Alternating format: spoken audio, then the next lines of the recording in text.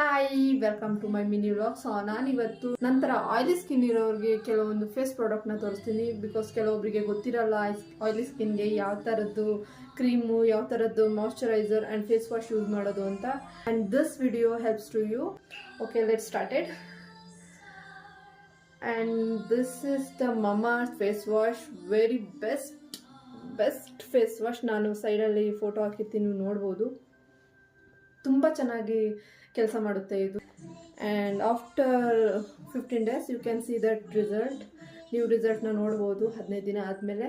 And this is the best face wash ಅಂತ ಹೇಳ್ಬೋದು oily ಸ್ಕಿನ್ಗೆ. ನನಗಂತೂ ತುಂಬ ಇಷ್ಟ ಇದು. And this is the Mamaearth moisturiser.